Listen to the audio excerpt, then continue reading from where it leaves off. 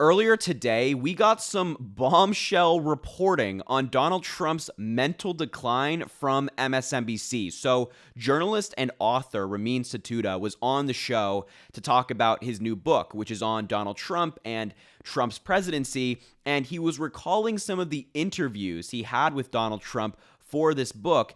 And during these interviews, Trump was forgetting very basic things, suffering from some very clear memory loss. And he wasn't being asked to recall a statistic from 4 years ago. He was being asked to recall something that happened a couple of months ago and couldn't remember it for the life of him.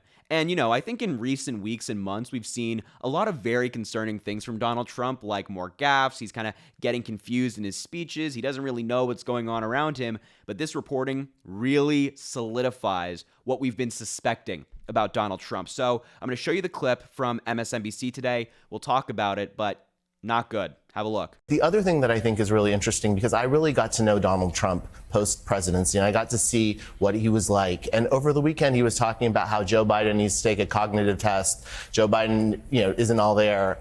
Donald Trump had severe memory issues.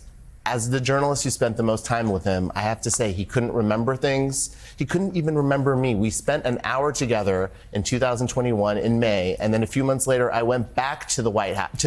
I went back to Trump Tower to talk to him about his time in the White House, and he had this vacant look on his face, and I said, "Do you remember me?" And he said, "No." He had no recollection of our lengthy interview that we had, and he wasn't doing a lot of interviews at that time. So I think that the American public really needs to see this portrait of Donald Trump, because this shows what he is like and who he is and who he has always been. Yeah, wow. Not good. Donald Trump couldn't remember a meeting he had a couple of months ago, an hour-long interview. He couldn't remember the person who conducted the interview or the fact that the interview happened at all. That's not good. That's really not good. Now, that's already bad enough, but I think the really important point here is that this took place in 2021. We're in 2024, and Donald Trump is even worse. He couldn't remember a meeting in 2021, and now he's running for president again in 2024, asking for 4 more years. No, thank you. No, thank you. I think it's pretty clear from all the evidence available to us by using our own eyes that Donald Trump is not fit to serve. I mean, we've seen him say that, Nikki Haley was in charge of January 6th security. He said we're going into World War II, which happened 80 years ago. He said that Obama is still president, and that all happened a while ago. You remember the recent clip of him at a rally talking about, boats sinking and batteries and sharks and all this nonsense, just going on this incoherent rant? No, thank you. No, thank you. This guy is absolutely not fit to serve. And at a recent speech, he confused one of his best buddies. Couldn't remember his name. Take a look at it. He doesn't even know what the word inflation means. I don't think if you gave him a quiz, I think he should take a cognitive test like I did. I took a cognitive test and I aced it. Dr. Ronnie Johnson. Does everyone know Ronnie Johnson, congressman from Texas? He was the White House doctor.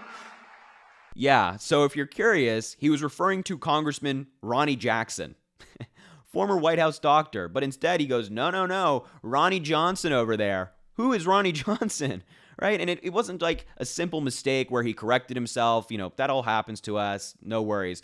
No. He doubled down and continued to say, Ronnie Johnson over there. Ronnie Johnson said that I'm so fit to serve. I'm great. The irony, the timing of that when he's making fun of Joe Biden and then confusing his best buddy Ronnie Jackson with Ronnie Johnson, it's so crazy. But in connection to all of this and kind of the reporting we just got from MSNBC the other day, we also got some other reporting that Donald Trump in 2024 met with some CEOs who are kind of pro-Trump. They're kind of leaning his way, probably to try to get their endorsement or at least some of their money for his campaign.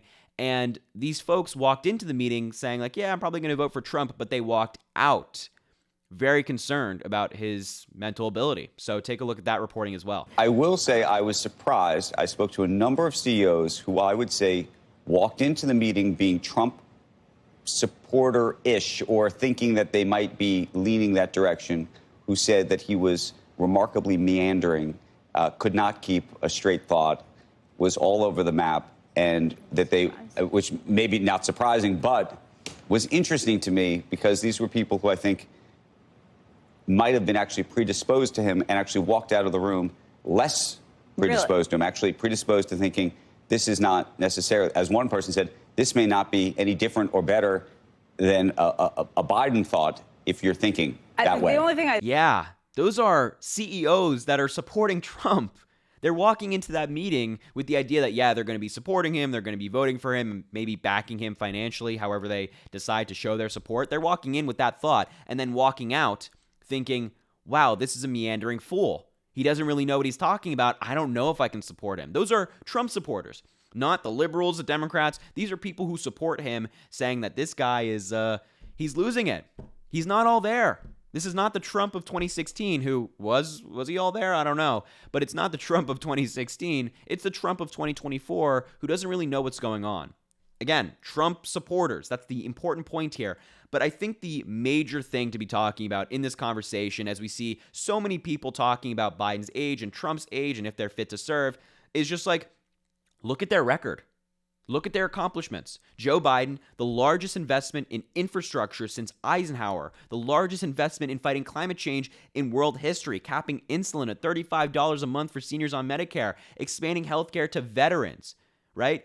All of these things have been accomplished under Biden's presidency. Joe Biden getting it done, putting in the work to make it happen for the American people. Really historic stuff that Republicans couldn't dream of accomplishing.